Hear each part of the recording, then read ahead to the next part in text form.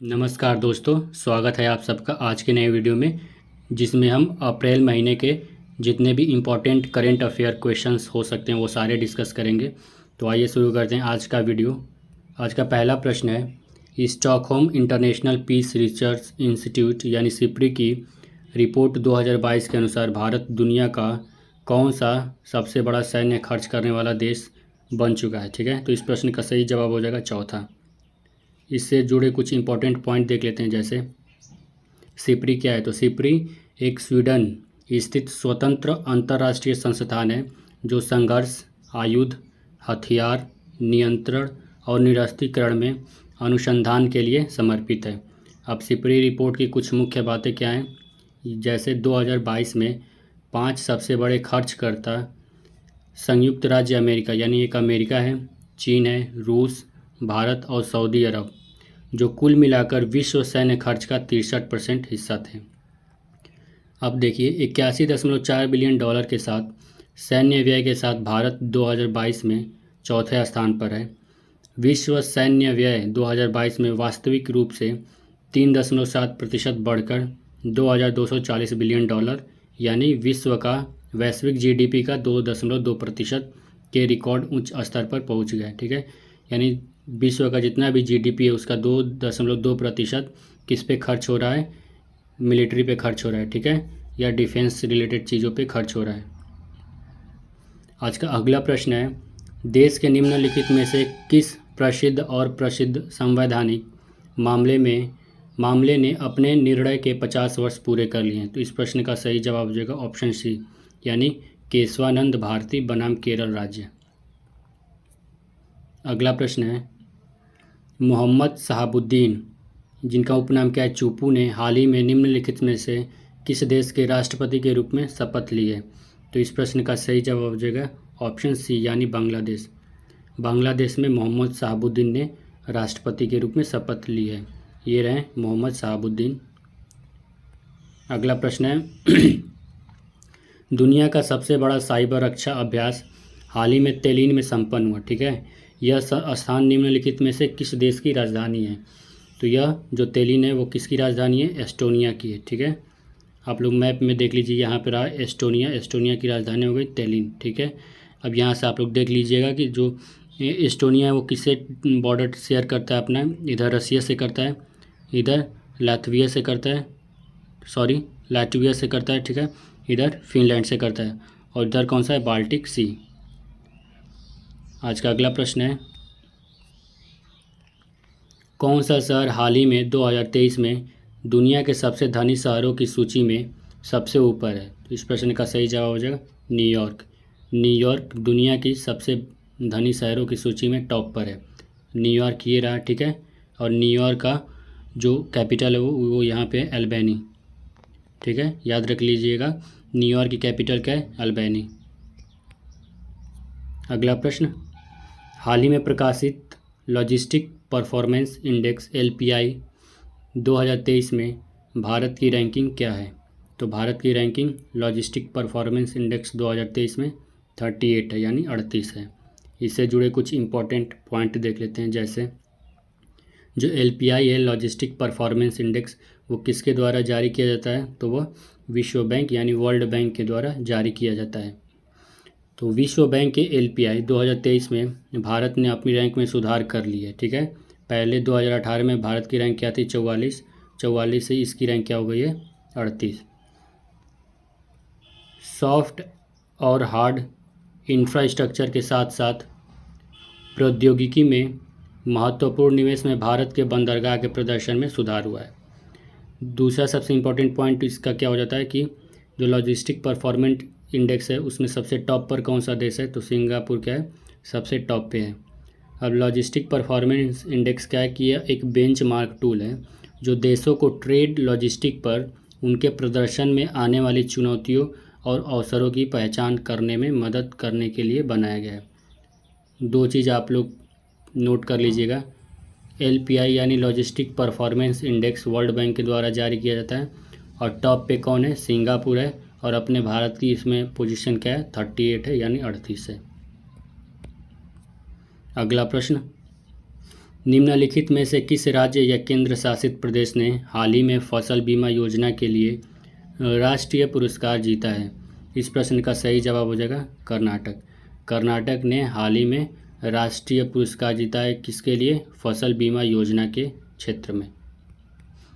अगला प्रश्न है, निम्नलिखित में से किस राज्य या केंद्र शासित प्रदेश ने हाल ही में खेल संस्कृति को पुनर्जीवित करने के लिए एक पंचायत एक खेल का मैदान लॉन्च किया है? ठीक है, तो इस प्रश्न का सही जवाब हो जाएगा केरल।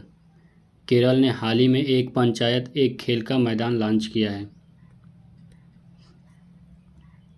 इससे जुड़े कुछ इंपॉर्टेंट पॉइंट देख लेते हैं। जैसे केरल सरकार ने 19 अप्रैल 2023 को दक्षिणी राज्य की प्रत्येक पंचायत में गुणवत्तापूर्ण खेल के मैदान खोलकर राज्य में खेल संस्कृति को पुनर्जीवित करने के लिए एक परियोजना शुरू की है। केरल के मुख्यमंत्री कौन है?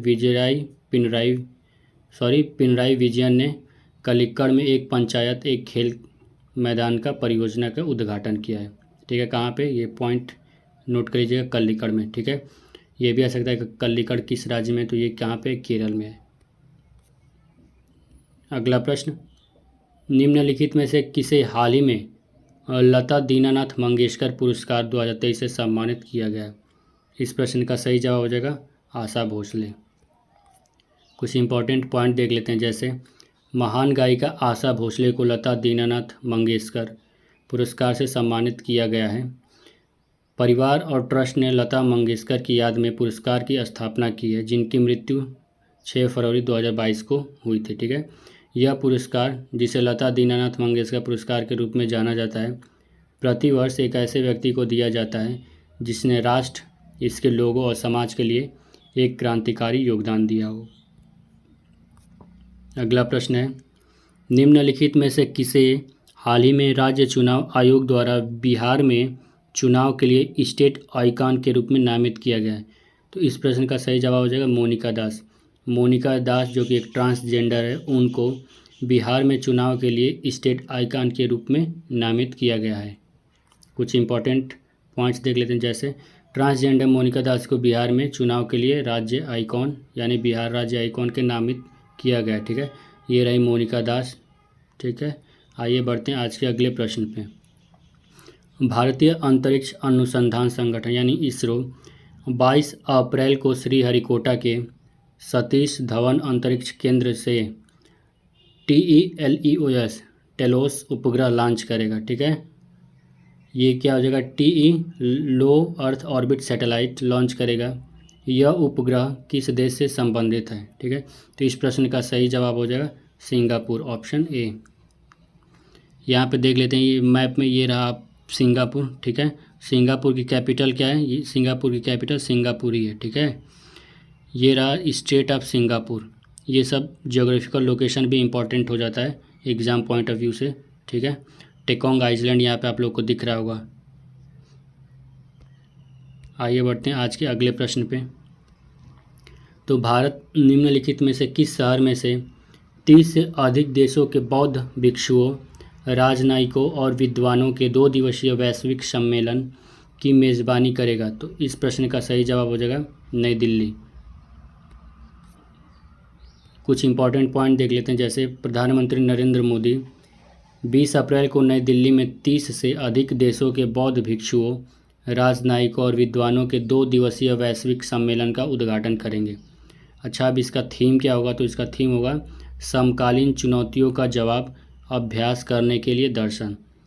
कुछ इंपॉर्टेंट देख लेते हैं बौद्ध धर्म के स्थल के बारे में। जो बौद्ध धर्म का तीर्थ स्थल होता है वो एग्ज़ाम में कई बार पूछा जा सकता है और पूछा गया है, तो उससे रिलेटेड कुछ इंपॉर्टेंट पॉइंट देख लेते हैं। जैसे लुम्बिनी में भगवान बुद्ध का जन्म हुआ था। बोध गया, तो वह स्थान जहाँ भगवान बुद्ध को ज्ञान की प्राप्ति हुई थी। सारनाथ, तो ये है बुद्ध के प्रथम उपदेश का स्थान, जहाँ पे भगवान बुद्ध अपना प्रथम उपदेश दिए थे। कहाँ से दिए थे? सारनाथ से। और कुशीनगर, तो वह स्थान जहाँ बुद्ध ने परिनिर्वाण प्राप्त किया था। ठीक है, यानी वह उनकी मृत्यु हो गई थी कुशीनगर में ही। ठीक है, तो ये पॉइंट आप लोग इम्पोर्टेंट नोट कर लीजिएगा। अगला प्रश्न है, विश्व विरासत दिवस हर साल 18 अप्रैल को मनाया जाता है। ठीक है। तो 2023 में जो विश्व विरासत दिवस का थीम है वो क्या था? इस प्रश्न का सही जवाब हो जाएगा विरासत परिवर्तन, यानी ऑप्शन ए विरासत परिवर्तन। कुछ इंपॉर्टेंट पॉइंट्स इससे भी जुड़े देख लेते हैं। जैसे विश्व धरोहर दिवस 18 अप्रैल को मनाया जाता है। यह सांस्कृतिक विरासत के महत्व और भविष्य की पीढ़ियों के लिए इसे संरक्षित करने की आवश्यकता के बारे में जागरूकता बढ़ाने के लिए चिन्हित किया गया है।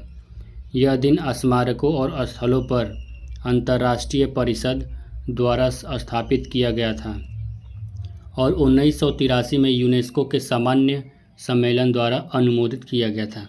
इसका थीम क्या था?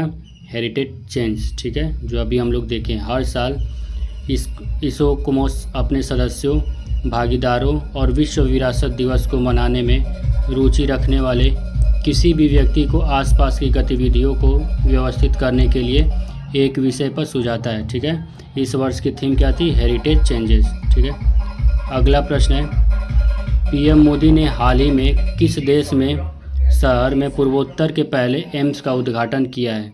तो इस प्रश्न का सही जवाब हो जाए गुवाहाटी, यानी असम में। ठीक है, असम में प्राइम मिनिस्टर मोदी ने पूर्वोत्तर के पहले एम्स का उद्घाटन किया है। अगला प्रश्न है भारत के विदेश मंत्री डॉक्टर एस जयशंकर ने हाल ही में निम्नलिखित में से किस देश में भारत निर्मित बुजी ब्रिज का उद्घाटन किया है? इस प्रश्न का सही जवाब हो जाएगा मोजाम्बिक, यानी ऑप्शन सी मोजाम्बिक। ये रहा मोजाम्बिक। ठीक है, मोजाम्बिक का यहाँ पे जो कैपिटल है वो क्या है? मापुटो। यहाँ पे दिख रहा होगा मापुटो, जो कैपिटल है वो किसकी है? मोजाम्बिक की है। ठीक है, मोजाम्बिक जो है इंडियन ओशन से अपना बॉर्डर टच करता है, यानी मोजाम्बिक क्या है? एक कोस्टल एरिया है। ठीक है, कोस्टल कंट्री है। अगला प्रश्न हो जाएगा जनसंख्या और विकास पर संयुक्त राष्ट्र आयोग का 56वां सत्र आयोजित किया गया था, तो कहाँ पे किया गया था? इस प्रश्न का सही जवाब हो जाएगा न्यूयॉर्क। अगला प्रश्न किस राज्य या केंद्र शासित प्रदेश ने सरकार ने अ हेल्प प्रोग्राम लॉन्च किया है? ठीक है, तो इस प्रश्न का सही जवाब हो जाएगा उत्तराखंड। कुछ इंपॉर्टेंट पॉइंट देख लेते हैं। जैसे उत्तराखंड के मुख्यमंत्री श्री पुष्कर सिंह धामी ने उत्तराखंड राज्य में अ हेल्प यानी स्वास्थ्य और पशुधन उत्पादन के विस्तार के लिए मान्यता प्राप्त एजेंट कार्यक्रम का शुभारंभ किया है। इस कार्यक्रम के तहत महिलाओं को दूरस्थ ग्रामीण क्षेत्रों में पशुधन से संबंधित गतिविधियों को मजबूत करने के लिए चुना गया है। सरकार द्वारा परिकल्पित अ हेल्प योजना के तहत उनकी महत्वपूर्ण भूमिका को ध्यान में रखते हुए भारत की यहाँ यानी ये लॉन्च कहाँ पे किया गया? उत्तराखंड में लॉन्च किया गया। ठीक है, अब इस कार्यक्रम के तहत प्रशिक्षित अ हेल्प जानवरों के विभिन्न संक्रामक रोगों को रोकने राष्ट्रीय गोकुल मिशन यानी RGM के तहत कृत्रिम गर्भाधान, जानवरों को टैग करना और पशु बीमा में योगदान देंगे। कौन? ये जो लॉन्च किया गया अ हेल्प, इसके द्वारा। अगला प्रश्न महाराष्ट्र सरकार द्वारा 28 मई को किस भारतीय स्वतंत्रता सेनानी का जन्मदिन स्वतंत्र वीर गौरव दिवस के रूप में मनाया जाएगा? इस प्रश्न का सही जवाब हो जाएगा ऑप्शन सी विनायक दामोदर सावरकर। ठीक है, ये रहे विनायक दामोदर सावरकर। इनके जन्मदिन को यानी 28 मई को महाराष्ट्र की सरकार ने यह घोषणा की है कि स्वतंत्र वीर गौरव दिवस मनाया जाएगा। अगला प्रश्न दुनिया के सबसे आपराधिक देशों की सूची में भारत का कौन सा स्थान है, यानी भारत की क्या रैंक है? तो इस प्रश्न का सही जवाब हो जाएगा ऑप्शन बी 76वां। ठीक है, इससे जुड़े कुछ इंपॉर्टेंट पॉइंट देख लेते हैं। इस प्रश्न का सही जवाब हो जाएगा ऑप्शन सी 77 रैंक है भारत की। इससे जुड़े कुछ इंपॉर्टेंट पॉइंट देख लेते हैं। जैसे आंकड़ों के अनुसार वेनेजुएला दुनिया का सबसे आपराधिक देशों की सूची में सबसे ऊपर है। दुनिया भर में कई तरह के अपराध होते हैं, जैसे नशीले पदार्थ की तस्करी, डकैती, हत्या, अपहरण, बलात्कार आदि। तो इसमें सबसे ज़्यादा टॉप पे कौन है? वेनेजुएला है। दूसरे स्थान पर पापुआ न्यू गिनी है। ठीक है, इसके बाद अफ़गानिस्तान, उसके बाद दक्षिण अफ्रीका। ठीक है, यह पाया गया है कि बेरोजगारी की उच्च दर के कारण लोग इस तरह के दुराचार में शामिल हो जाते हैं। हम लोग को ध्यान देने वाली कौन सी बात है कि पहले पे वेनेजुएला है और अपने भारत के स्थान कहाँ पे इसमें 77वें स्थान पर है। अमेरिका और ब्रिटेन आपराधिक रैंकिंग के मामले में अग्रणी थे। तुर्की, जापान, जर्मनी के आपराधिक रिकॉर्ड वाले सबसे कम पदों पर रहे हैं। अगला प्रश्न, राज्य ऊर्जा दक्षता सूचांक 2022 में कौन सा राज्य देश में शीर्ष स्थान पर है? यानी राज्य ऊर्जा दक्षता सूचांक में आंध्र प्रदेश का सबसे उच्च स्थान पे है। ठीक है, तो ऑप्शन बी हो जाएगा करेक्ट। कुछ इंपॉर्टेंट पॉइंट्स है, जैसे नवीनतम राज्य ऊर्जा दक्षता सूचकांक 2022 में 60 से अधिक अंक प्राप्त करके आंध्र प्रदेश देश में शीर्ष पर है। आंध्र प्रदेश के साथ साथ 4 अन्य राज्य जैसे कर्नाटक, केरल, राजस्थान, तेलंगाना भी दौड़ में सबसे आगे हैं। ठीक है, सूचकांक ऊर्जा दक्षता ब्यूरो यानी BEE द्वारा विकसित किया गया था। ऊर्जा मंत्रालय के तहत एक सांविधिक निकाय Alliance for an Energy Efficient Economy के सहयोग से ये किया गया है। अगला प्रश्न है, डोगरी किस भारतीय केंद्र शासित प्रदेश की आधिकारिक भाषाओं में से एक है? तो इस प्रश्न का सही जवाब हो जाएगा जम्मू कश्मीर। ठीक है, डोगरी जो है वो जम्मू कश्मीर की क्या है, एक भाषा है जो कि इसको किस में जगह दिया गया है, 8th शेड्यूल जो होता है संविधान को, उसमें भी इसको जगह दिया गया है डोगरी को। डोगरी भारतीय केंद्र शासित प्रदेश जम्मू कश्मीर की आधिकारिक भाषाओं में से एक है। 22 दिसंबर 2003 को भाषा की आधिकारिक स्थिति के लिए एक प्रमुख मील के पत्थर में डोगरी को भारतीय संविधान में भारत की राष्ट्रीय भाषा के रूप में मान्यता दी गई थी। और डोगरी संस्कृत वेदों की भाषा यानी 1500 से 1200 ईसा पूर्व से निकली है। ठीक है, ये डोगरी कहाँ से निकली है? संस्कृत से निकली है। अगला प्रश्न, किस देश ने हाल ही में 50 किलो के वारहेड से लैस homemade long range I precision communication drone का सफल परीक्षण किया है? ठीक है, तो इस प्रश्न का सही जवाब हो जाएगा ईरान। ये रहा ईरान। ईरान की कैपिटल क्या है? तेहरान। ईरान ने हाल ही में वारहेड से लैस homemade long range high precision communication drone का सफल परीक्षण किया है। अगला प्रश्न, निम्नलिखित में से किस देश में हाल ही में सिउलुच ज्वालामुखी फटा है जिससे आकाश में 20 किलोमीटर दूर तक राख फैल गई है? इस प्रश्न का सही जवाब हो जाएगा रूस। इससे जुड़े कुछ इंपॉर्टेंट पॉइंट देख लेते हैं, जैसे रूस के सबसे सक्रिय ज्वालामुखियों में से एक सुदूर पूर्वी कामचटका प्रायद्वीप में फट गया जिसे आसमान में दूर तक राख फैल गई है। राख 20 किलोमीटर की ऊंचाई तक पहुंच गई है। कामचटका पर्वत के सबसे बड़े और सबसे सक्रिय ज्वालामुखियों में से एक सिउलुच में पिछले 10,000 वर्षों में अनुमानित 60 बड़े विस्फोट हुए हैं। आखिरी विस्फोट 2007 में हुआ था। सिउलुच की ऊंचाई कितनी है? 3,200 मीटर से अधिक है। ठीक है, तो ये भी आ सकता है कि सिउलुच कहाँ पे, तो रशिया में है। कामचटका कहाँ पे है? वो भी रशिया में है। ठीक है, अगला प्रश्न, हाल ही में नौसेना के नए उप प्रमुख के रूप में किसे नियुक्त किया गया है? तो इस प्रश्न का सही जवाब हो जाएगा संजय जसजीत सिंह, यानी ऑप्शन सी, संजय जससिंह जी को नौसेना के उप प्रमुख के रूप में नियुक्त किया गया है। ये रहे संजय जसजीत सिंह। अगला प्रश्न, गांधी सियासत और सांप्रदायिकता किसने लिखा था? तो गांधी सियासत और सांप्रदायिकता पीयूष बेबले ने लिखा था। ठीक है, तो इस प्रश्न का सही जवाब हो जाएगा ऑप्शन डी, पीयूष बाबले। अगला प्रश्न, हाल ही में नासा के मून टू मार्स प्रोग्राम के पहले प्रमुख के रूप में किसे नियुक्त किया गया है? इस प्रश्न का सही जवाब हो जाएगा अमित क्षत्रिय को। ठीक है, ये रहे अमित क्षत्रिय। अगला प्रश्न, कौन सा पश्चिमी देश हाल ही में ओपन एआई के चैट जीपीटी के चैटबॉट पर प्रतिबंध लगाने वाला पहला देश बन गया? ठीक है, तो इस प्रश्न का सही जवाब हो जाएगा इटली।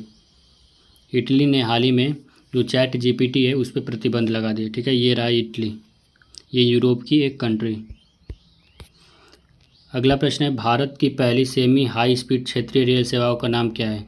तो इस प्रश्न का सही जवाब हो जाएगा रैपिडेक्स। रैपिडेक्स भारत की सेमी हाई स्पीड क्षेत्रीय रेल सेवाओं का एक नाम है। ठीक है, राष्ट्रीय राजधानी क्षेत्र परिवहन निगम यानी एनसीआरटीसी भारत द्वारा भारत की पहली सेमी हाई स्पीड क्षेत्रीय रेल सेवा रैपिडेक्स नाम दिया गया। ठीक है। अगला प्रश्न, भारत का पहला 3D मुद्रित डाकघर स्थित होगा। तो इस प्रश्न का सही जवाब हो जाएगा बेंगलुरु में। निम्नलिखित में से किस राज्य के 2 तटीय जिलों में से पहली जनगणना में 179 मैंग्रोव पित पक्षी पाए गए हैं। तो इस प्रश्न का सही जवाब हो जाएगा उड़ीसा। ठीक है।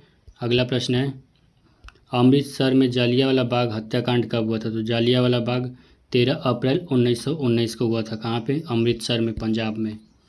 अगला प्रश्न है, निम्नलिखित में से किस राजनीतिक दल को हाल ही में भारत के चुनाव आयोग द्वारा राष्ट्रीय पार्टी का दर्जा दिया गया है। तो आम आदमी पार्टी जो होती है उसको राष्ट्रीय पार्टी का दर्जा दिया गया है। अगला प्रश्न, भारत की न्याय रिपोर्ट 2022 में कौन सा राज्य न्याय प्रदान करने में 18 बड़े राज्यों में शीर्ष पर है। तो इस प्रश्न का सही जवाब हो जाएगा कर्नाटका। ठीक है। अगला प्रश्न है, फोर्ब्स बिलियनियर 2023 की सूची में सबसे अमीर खेल मालिक कौन बना है। सबसे अमीर खेल मालिक कौन है? मुकेश अंबानी। अगला प्रश्न, तुर्की की मंजूरी के बाद कौन सा देश नाटो का 31वां सदस्य बन गया है। तो नाटो का 31वां सदस्य कौन बना है? फिनलैंड। अगर आप लोगों को ये वीडियो पसंद आया तो प्लीज़ इसे लाइक करें और चैनल को सब्सक्राइब करें। Thank you for watching this video.